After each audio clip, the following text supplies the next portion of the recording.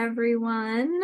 Welcome. My name is Dr. Stephanie Edwards, and I am the Executive Director of the Boston Theological Interreligious Consortium.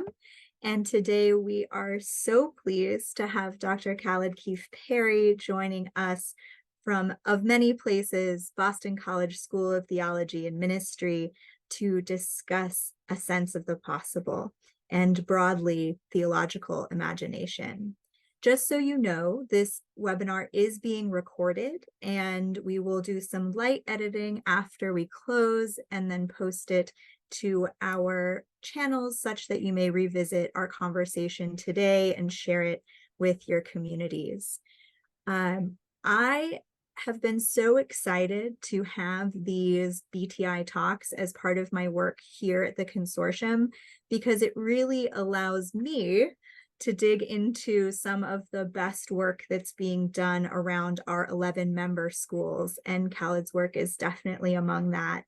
So when we start our conversation, I always ask our authors, first and foremost, to introduce themselves, not only because I get tired of reading everyone's accolades, but also because I think the choice and story we tell about ourselves can set us up for the conversation that we're excited and ready to have. So first off, Dr. Keefe-Perry, would you mind introducing yourself to us today?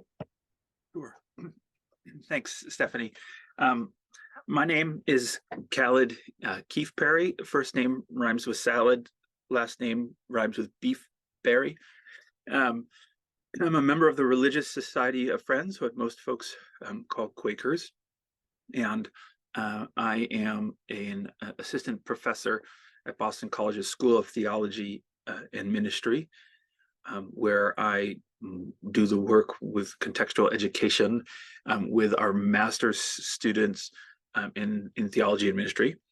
Someone else does work with the MDiv students. And I'm also, my title is Professor of Public Theology. So my work there rotates around questions of critical pedagogy, and kind of the Latin American liberation traditions that come out of Brazil, work in imagination, critical pedagogy with Paulo Freire's work, was a Brazilian author, an educator, work in public theology, teaching the kind of introductory course there, some work around moral injury and trauma, and then rinse and repeat. So it's a truth that most of my work, one way or the other, connects to questions of accessibility. How do we make the work that happens in theological centers matter to folks who are not in those places and may not have any interest in what goes on in here? And that shows up differently in different kinds of things that I do, but I'm very much interested in making sure we're not just having a conversation with each other. Thank you so much. And I think that something I've always resonated with you and your work in is that exact notion of not just, I would say, accessibility, but connection. I think that I find your work to be public and maybe, if you, in another term, translatable, or however you want to term it. But I think too, something that I find really life-giving about your life and work that I've gotten to intersect with is this idea of connection. So it's not just, hey, I'm sitting on top of a mountain and going to translate this to you, more so that you're inviting people into a connection, a conversation, a creative moment even, to see the ways that we can understand potentially these things, these concepts, these ideas together in a new way.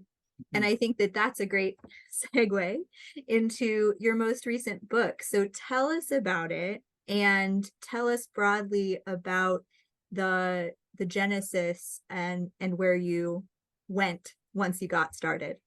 Yeah, so the book is called Sense of the Possible, and more on that in a moment. The subtitle is An Introduction to Theology and Imagination. And the book is kind of meant to be a kind of first stop for anyone who is kind of interested in questions of Christian theology as it intersects with, if we're being technical, what gets called imagination studies.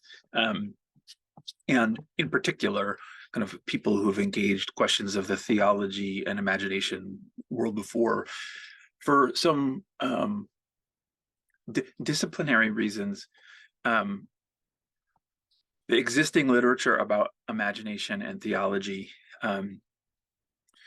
that is out there and is kind of the primary work tends to get complicated pretty quickly. So it's pretty thick, and that dissuades a lot of people. So people have this idea about like, oh, I really want to study imagination, or oh, that sounds neat. I like things that are imaginative and creative, and then they open a book that presumes that you understand the content of Kant's critique, all three of them, and then all of a sudden you're done before you're finished the first chapter. So now that work has been important to me for a long time, but there hasn't really been a kind of what do we do? And for a number of years when I was teaching a course that I have on theopoetics and theologies of imagination, I would kind of have to do my own construction of like, how do we teach this material so that it's accessible? And after having taught my way through it a few different times, I was like, you know what, the thing to do is to make this text just do what we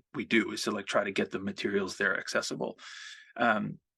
So a lot of it is the work of weaving, of pulling together an understanding of like what it is that imagination is and why that might matter and how that has shown up in Christian theology and in Christian philosophical discourse, more or less since the beginning. And the book starts actually with some scriptural looks at it, which is pre-Christian in the Hebrew scriptures, and then also with some of the Greek philosophical thinking about what it is that imagination was and whether we should be worried about it or not. And then it comes all the way to the present. I think the most recent citation in there is 2022. So it's meant to be a kind of a handbook, as it were, in terms of like if someone is interested in this field, like this is an okay place to start in terms of getting acclimated to like all the flora and fauna of this landscape. And then inside of it, I would say there are kind of 3 or 4 actually new things that have been done.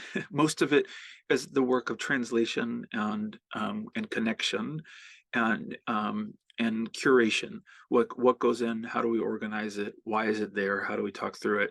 And then smattered throughout, there's little sprinkles of some of my own kind of constructive thinking in there, but the foot forward is primarily on trying to be a generous interpreter of other people's work, such that people who might not get to their work on their own, if it weren't for some on-ramp, might be more likely to get on-ramped onto that work.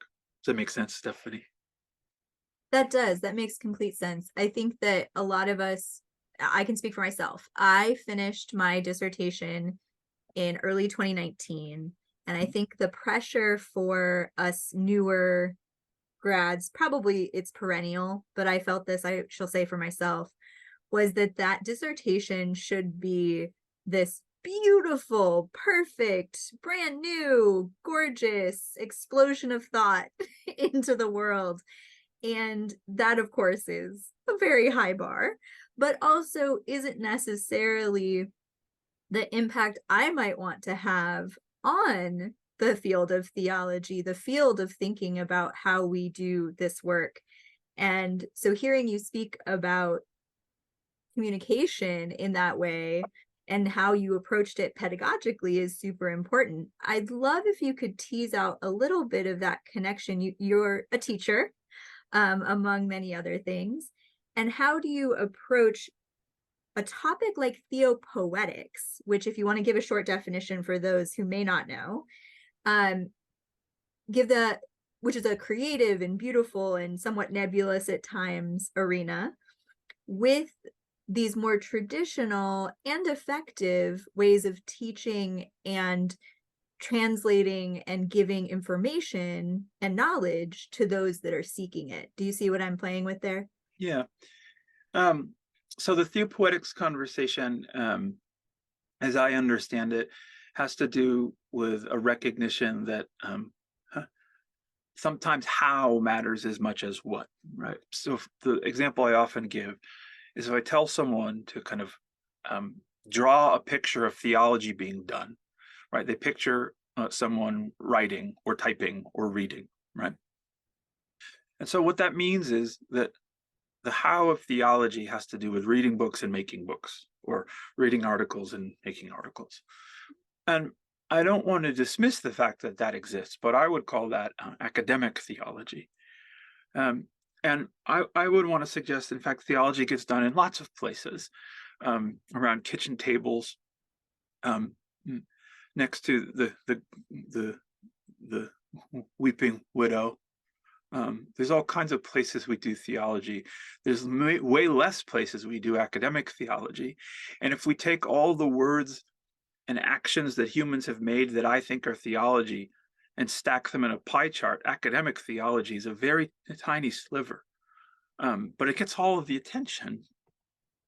Um, Theopoetics takes seriously that the genre of theology need not be the academic periodical or the monograph, and that creative practice of lots of sorts is a viable site of theological reflection, and not just a site of, but actually itself might be theological reflection, right?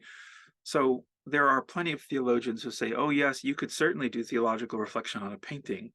And my comment would be, what's to say the painting isn't theological reflection? And then they would say, well, but what do you mean by it? And what they're looking for is the writing about the thing.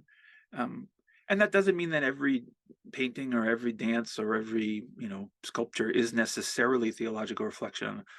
But the theopoetics conversation wants to interrogate, why is it that we presume that theological reflection and constructive theological work has to only exist in one genre?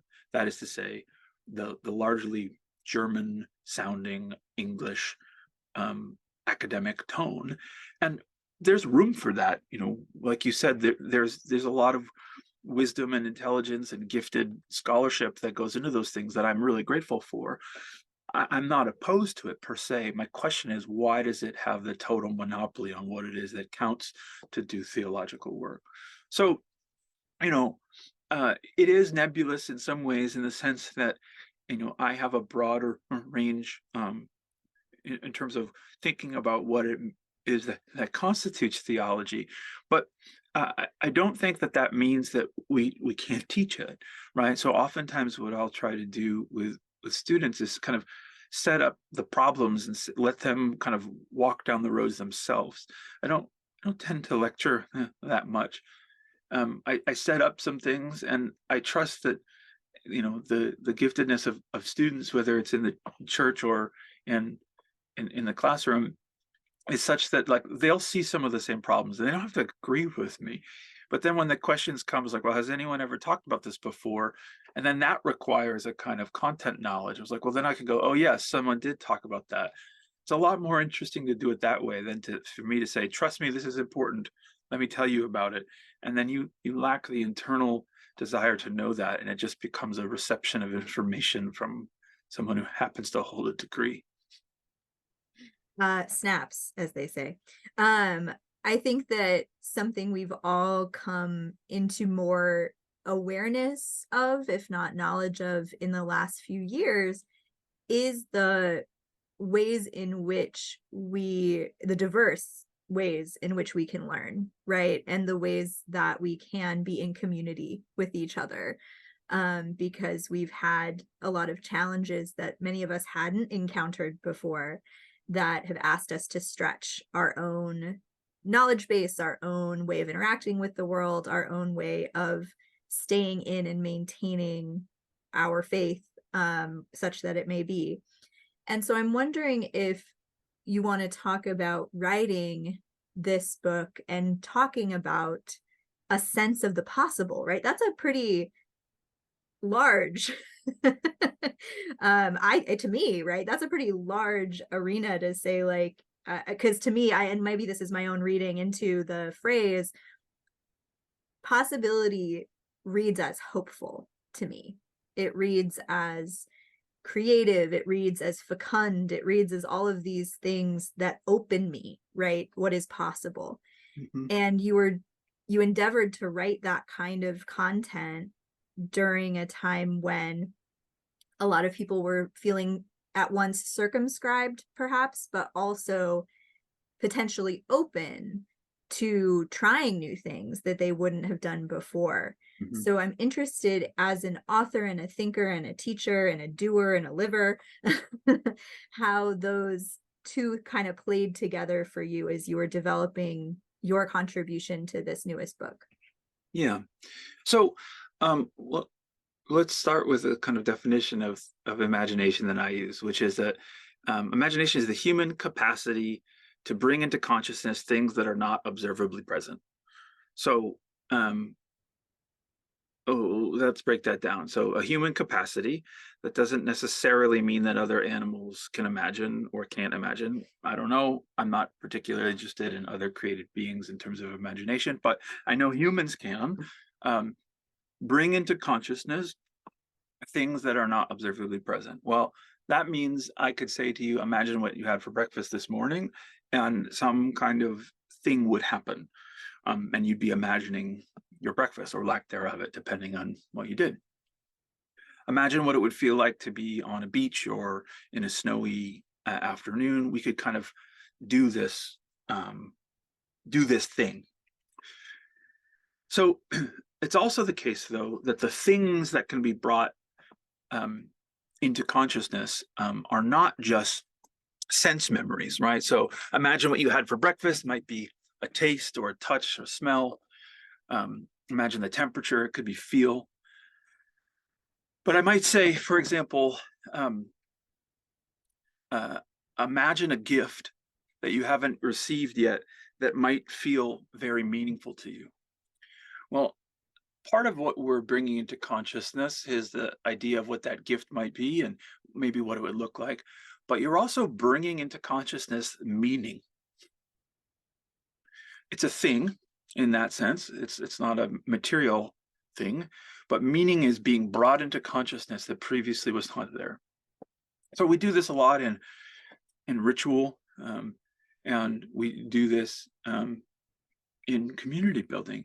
Things begin to take on meaning because we've done the work of bringing meaning to them from into our conscious life, even though it's not observably present. So, um, whenever we're dealing with the future, we're imagining because the future is not observably present by definition. Present is not future. um, so, when I talk about imagination as sense of the possible, I mean that in both pieces of the way that you could interpret that phrase. It's actually the sense of possibility. It's a very embodied thing. So, for example, if I say think about the future, it's different than imagine the future because imagination brings in this the bodily sensorium and asks you to kind of bring to consciousness feelings, sensations, senses of what might be. And it's also the case that imagination is that capacity that allows for us to imagine for things to be other than they are. So, in that regard, Stephanie, yeah, an imagination book is a hopeful book, but I have to be really clear. There's a pretty significant tendency to talk about imagination and yoke it to hope, and I think that's good. Uh, Also, despair. Despair is just the other side of hope, and imagination doesn't go more to one than the other. In fact, hope and despair are two sides of the same coin. Um, One of the things that I think is really important, and I probably say more than anything else in my teaching life around this subject, is I take issue in sense of the possible with the phrase "a lack of imagination," because I don't think that's a thing.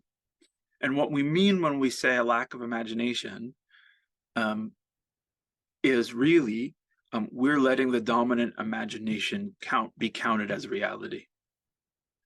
And um, as someone who's interested in work for justice and transformation, I don't want to let those who benefit the most from the status quo remaining the way they are to get to claim that what they think the future is real, and that mine is somehow naive or utopian only. And so the push there is to say, look, imagination's really a worthwhile lens because um, dominant imaginaries, dominant ways of thinking about how the future will be, uh, get talked about as if those are real, whereas they have no claims to the future more than the rest of us do. We're imagining it. I have a friend um, who, when she was in high school, kind of her father told her she shouldn't go to college because women didn't do that. That's not what women do, right? That's real, right? And if the scope of your life was as big as your family, reality was you do not go to school. So, but the reality is, right? The humor there is, right? It's not real.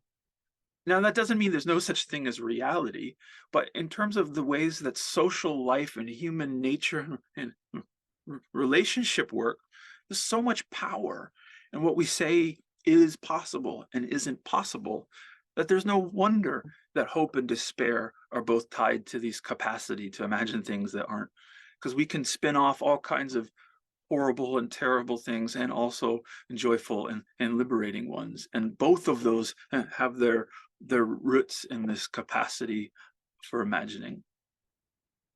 I absolutely love that because I feel that the tendency in much theological education in particular that I have interfaced with has been this focus on and I know that this is for good reason, but like yanking people out of their sadness, Yeah, right? yeah. And of course, we want to alleviate suffering. Of course, we're here to accompany and befriend, right? And to attempt to be a balm in the world. These are not bad things, but Mhm. they are often, or I have felt in my own life of teaching and of, whatever I have construed as ministry, it has felt like the task of the person in leadership of whatever form that takes is this like, come on, everybody. Like, let's get there, get out of it. And it can be really disingenuous, not only to the person who's undergoing whatever they're undergoing, but also for the person in that leadership capacity, whatever it may be. I love the idea of your theological method inviting people into the authentic sense of their embodied experience and then seeing what other possibilities may exist within that same practice. Yeah. So, not mandating a certain type of narrative or a certain type of interpretation, but rather, and tell me if I'm wrong, encouraging a sense of like co-exploration or uncovering or bringing to light. Does that? Yeah. And I would say in terms of like thinking about imagination as it intersects with Christianity and theology, Sure. the other side of that that is then really important is to recognize the the kind of yanking work that you were talking about. That yanking work often doesn't pay enough attention to the necessity. Um, so Peter Fan is a Catholic theologian who has done some writing about imagination and theology, and Fan says that theology is best done betwixt and between. And he has a number of betwixts and betweens. But one of the things that it's between is memory and imagination. So, um, theology just done with imagination doesn't properly honor tradition.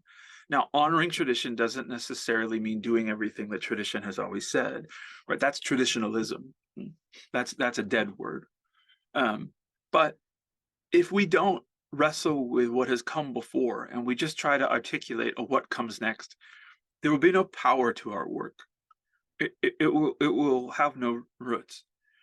But if we only talk about what came before and trying to make what came before continue to press into the future, um, we also lose the impetus and the full use of this capacity we have. Um, so I think that imagination is one thing and it's an incredible thing to study, but then Christianity and theology and imagination is another, because we have to wrestle with how do we braid together that which has come with which that might yet be, and on that work will look different for all kinds of people depending on what your traditions are. um, but it really is life-giving work, because what it allows people to do is to kind of reinterpret, access and revivify sometimes practices that have come before, um, that might have new meaning in a new era. It also might be thinking about ways in which meaning that we want to maintain moving forward might need a new home in practice, right? So how do we keep some values that we think do matter, but do it in new ways?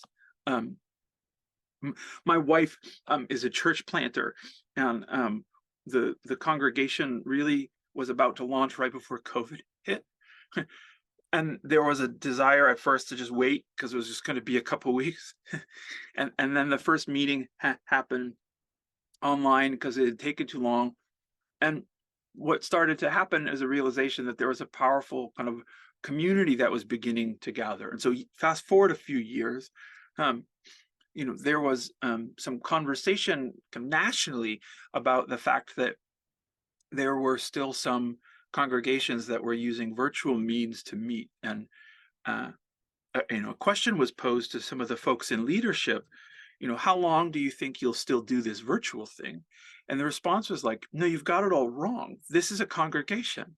It happens to use the internet also, right? So what we have to think about is, how do we maintain our values and then figure out the new things it needs to live into the present, right? Because the question, how long will you do this virtual thing, was, how long will you do this thing that isn't really real, based on the way the world was? And instead, we begin to say, no, what matters is connection. What matters is people feeling like they're in touch with the Holy Spirit. What matters is X, Y, and Z. And the form of that might look new, but the value persists, right? So they were operating with it doesn't look like, right? It doesn't sense, I don't get the sense of it like the way congregations used to look. So therefore, doesn't equal congregation.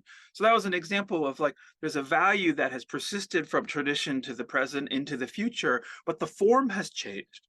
And some people are looking for the value and the form to remain exactly the same, or it doesn't count, right? So, I think that's a really important thing that, happens in all kinds of traditions, is how do we validate the things that matter the most to us, even if the ways we value them actively looks different than they used to.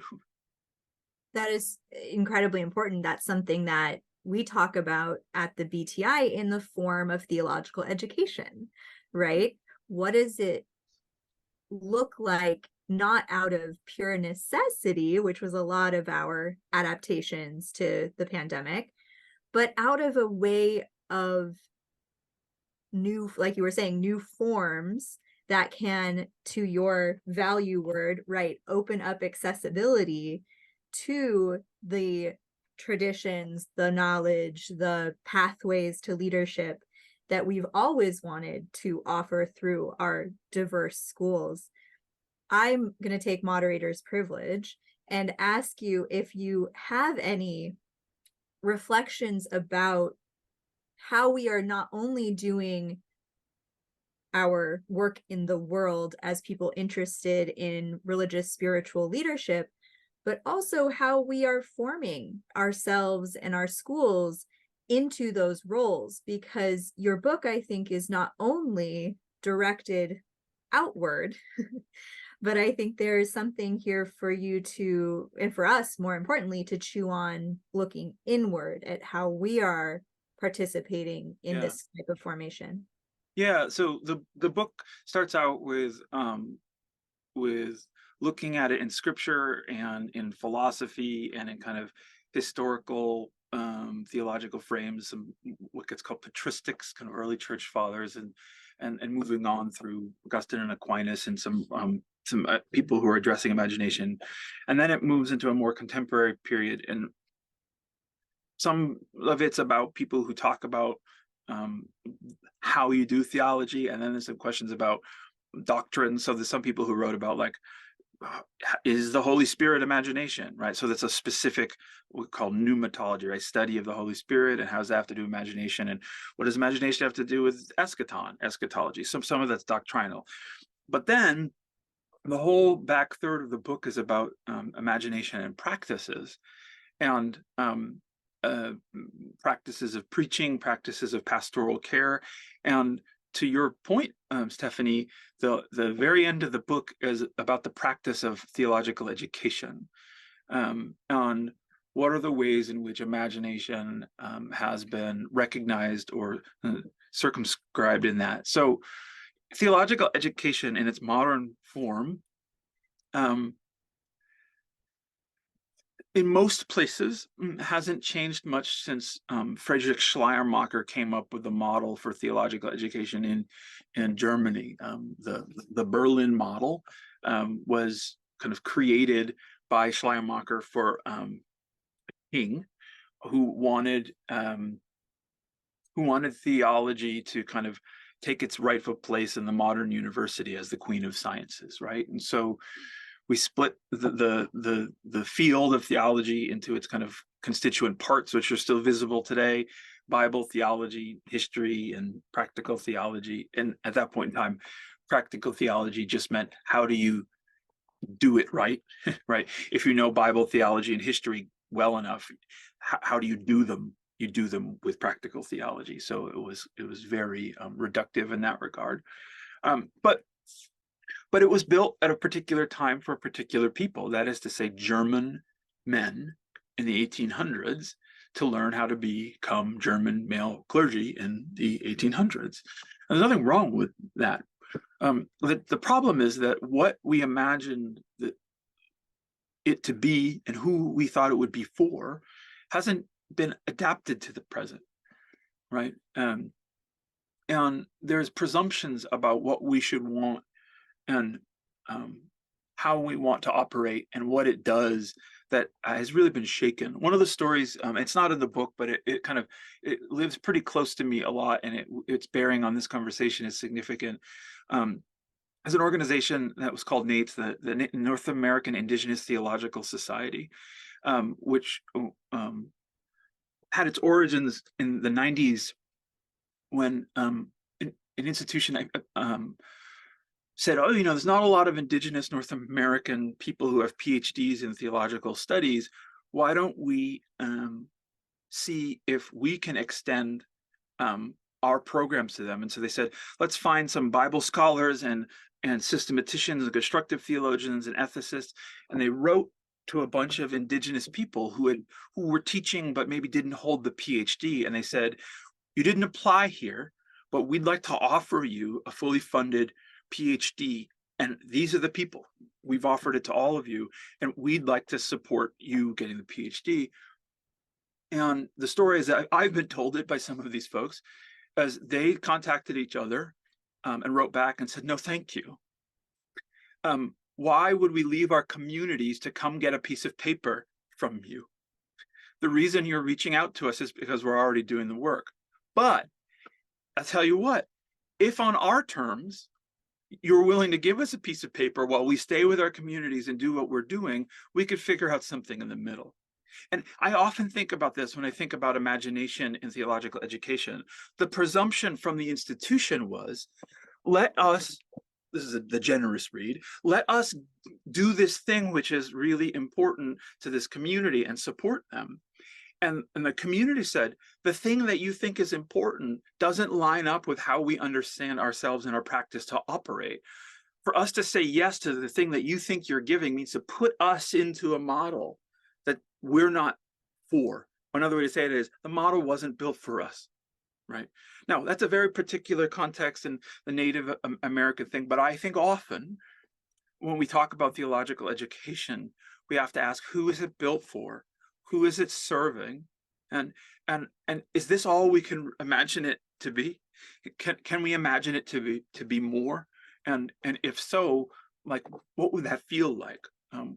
One of the sad things I point to a lot, Stephanie, is, there's some research that in the humanities, people in graduate school are 5 or 6 times more likely to be diagnosed with depression than the general population.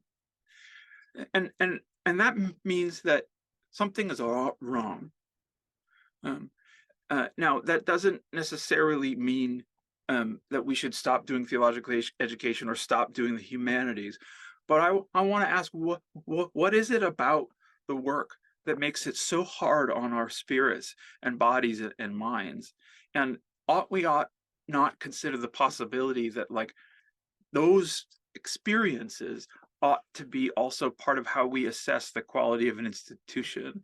What if, when the rankings of institutions got made, one of the factors was the mental and physical health of the student body? What would happen to institutions and institutional rankings, right? But so that kind of thing doesn't exist as far as I know. But what it would do is it would drive us back into the body, and would make us realize that our formation is not just as minds, but the formation is also of our senses and our sense of what the future might bring too.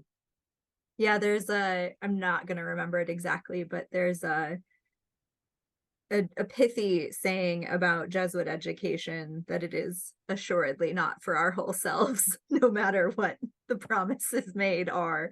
And that is something that, as people who are at once, especially in our BTI member school student body, we are usually at once learners and teachers simultaneously. We are parents, and we are also receiving training, and we are we're embodying all these multitudinous roles that often conflict with each other, and more importantly are not often lifted up within the work of our theological education. And I think, to me, that is one of the cornerstone gifts of this work that you're doing, is trying to open up new pathways. Or in ethics, sometimes we talk about giving people permission structures.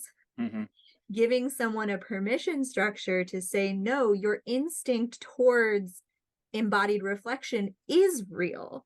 It is a true reality, despite, if you were raised like myself in a American traditionalist education system, what that may have told you about valuing your mind over your body, or over your intuition, or over your sense of spirit.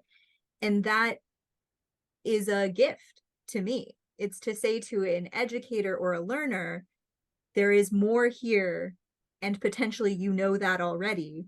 Mm-hmm. And here's a way in to explaining that for yourself, and potentially how you can communicate that importance to other people. Yeah, I think that's exactly right. And to go back to the place where we started, Stephanie, is not only is it a permission structure, but also it's doing the work of letting people know that this isn't operating in a vacuum.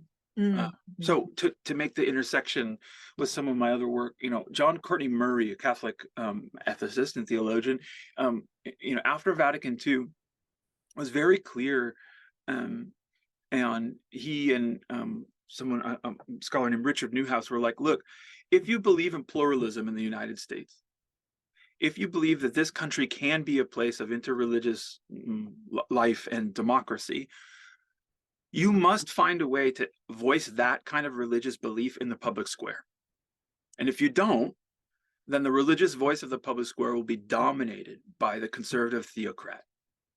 And they banged on that drum for decades, and no one really listened. And so, moderate and progressive and liberal, and however else you want to name people who support democratic pluralism, religious people kept our religiosity a private affair. And the public square became increasingly dominated first by the religious right in the 80s, and then increasingly by whatever version of Christian nationalism that occupies the public square now. Such that, for example, my daughter is sometimes, nervous of telling people she's a Christian because of what being a Christian means in the world. And part of why that is relevant is that it's not just giving people permission to allow themselves to be a different kind of Christian. It's a recognition that there's also the necessity to push back against another version of what people imagine that to be. Right? So it's not happening in a vacuum. We have to always recognize that imaginaries are contesting. They're always in operation. It's not the real versus what might be. It's some version of the real is some mix of some version of what some people think might be and some other people's version of what might be. And the question is, how do we push it so that what tomorrow looks like is more like one or the other? And we do have to recognize there are dominant imaginations. There are dominant ways of envisioning the future. And it is against those things we wrestle, right? And so it is about permission, yes, but it's also about prepping people to recognize there's a struggle occurring. In my own tradition of the Religious Society of Friends, um, one of our founders kind of said, look, we won't take up arms in the war of man, but we will participate in this thing he called the Lamb's War. And he said, there is a spiritual war taking place about how it is we understand the world will unfold. And, that language of spiritual warfare has gotten picked up by war hawks and all kinds of folks. But the reality is it's true at a spiritual level, which is like, if you're interested in liberatory work and you can't just like be given permission and think it will happen. You have to recognize that you're wrestling against principalities and powers, and that those things are pressing up against one another in a very significant way. So part of what I was trying to do in Sense of the Possible and in my own teaching is to say, look, this is not being developed in a neutral vacuum. For those of us who want to kind of do the work of building out a sketch or a scaffold of a more just way of being, we're having to do it given the pressure of all these other ways of articulating the future that already are out there. And we need to figure out how to marshal the resources of the tradition to kind of help push us into some new visions of what comes next. I think it couldn't be more apropos for our moment. It also resonates with, we had the Religion and Conflict Transformation retreat last Friday, and David Anderson Hooker gave the keynote, and his quote that the student body, it was almost beautiful because they felt truth hit them, and then everybody said, whoa, whoa, whoa, again. So I'm going to see if I can say it correctly. We are trying to build a narrative of a shared future, not a future of a shared narrative. Yeah. So he's trying to encourage, what I would interpret your work is of a part, saying that we do not, as a community, as a really complicated world, have to 100% agree at all times in lockstep. That's not it. It's about uncovering the way, because it's very process oriented, the way and ways we gather together to build a shared future, that we can be in these spaces together that embody justice, mercy, love, all the great virtues that we all say we're about, instead of replicating what has been, or to your point, falling in thrall to the power that exists, even if it, for us, if we are in a position of privilege, is simply to agree to not press against the narrative if it's not pressing physically against us. Yeah. So I think that the more that I get into this piece of work, because I am not myself a trained religious educator or a very well trained conflict transformation gal, although I try. It is this deep dedication to being with other people and saying, here are ways that we can do this theologically, because that is important to me, that we Hmm. can be rooted within, like you were saying, the gifts of our various traditions in your work of Christianity, and saying, and yet there is even more for us to uncover and even more for us to sit within. Yeah. And that vision of that Hooker is naming there um totally um tracks in the Christian tradition. So in Acts um somewhere in the beginning, to Acts 2, I think maybe. So the Pentecost story, right, is in the Christian scriptures. When the tongues of flame appear on those gathered, what happens is everyone begins to be able to understand everyone gathered. It doesn't say, and suddenly everyone switched into like the power language, or like, and everyone began to speak in Godese, and suddenly everyone knew God's language, and they spoke perfectly in a holy way, and therefore they blah blah blah blah blah. Yep. No, what it says is everyone continued to speak in their own language, but everyone was understood. So there's something incredible there, right? The biblical vision of the gathered community empowered by the Holy Spirit is that everyone gets to keep sounding the way they sound, but other people get it. Contrast that with, I'm sorry, you don't talk smart enough. Learn a new way of speaking so that you can sound the way that theology sounds. Right. Right. The educator Bell Hooks talks about the transformative and liberatory power of vernacular. How do we let people sound like what they sound like, instead of mandating they take on a kind of speech that isn't theirs, so that they adapt to this other language? We don't even see it in scripture.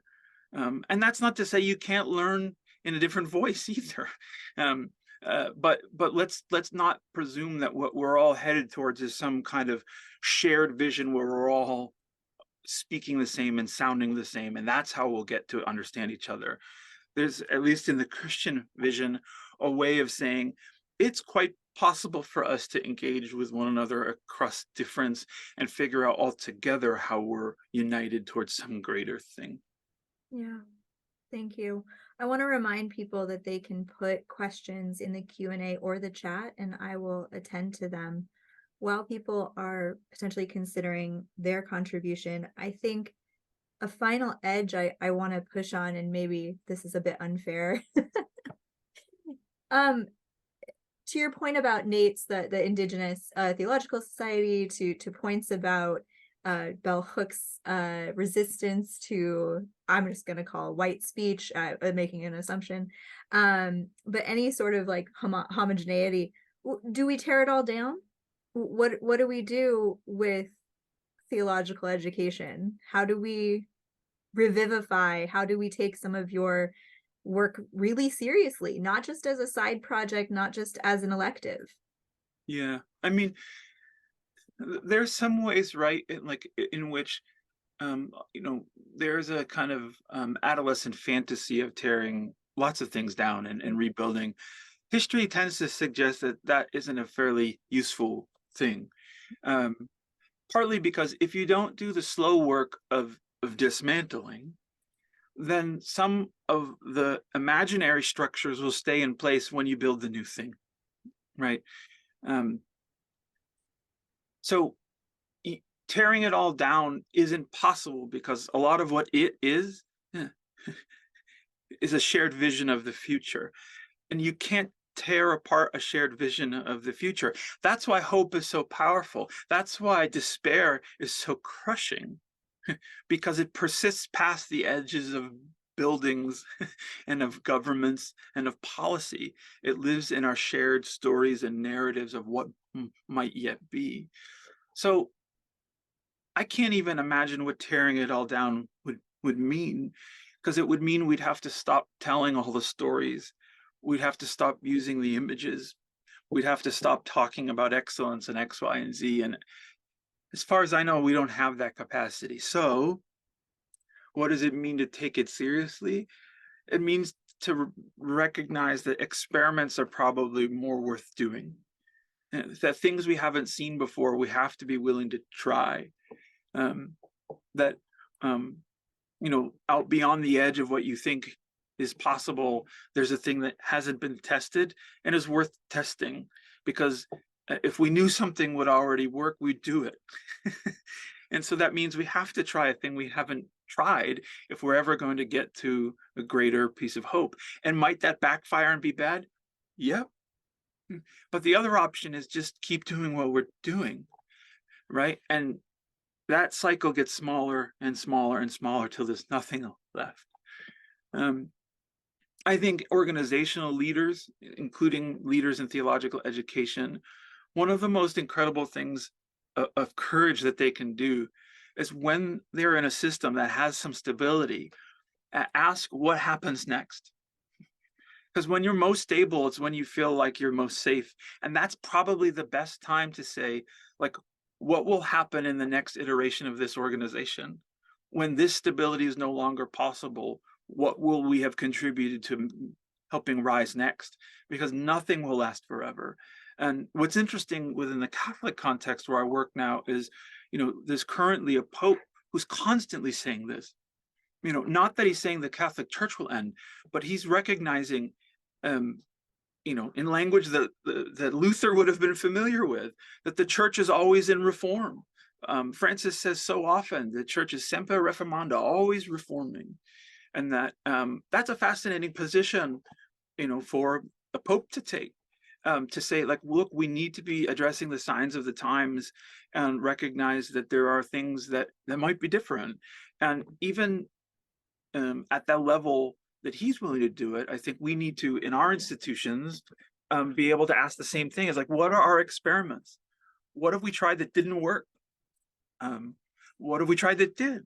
And keep track of it, right? It's not just about being willy-nilly for the sake of play, but for learning and documentation, and recognizing that you won't be great at everything, but that sometimes it's worth trying that, so that you can begin to put flesh on the bones. I say, in the sense of the possible, that practices are where imaginaries take flesh. That if we don't do things, then that vision of the world is just an idea. And the thing that is a difference between an idea and an imagined vision is that one of them comes to live in your senses. And for it to live in your senses, we need to use our bodies. And when we use our bodies consistently and name the goal we're after, we're doing a practice. And so I say imaginaries live in practices. And so what are the practices of theological education that we could change to better point towards a just future? That's what I would want to know.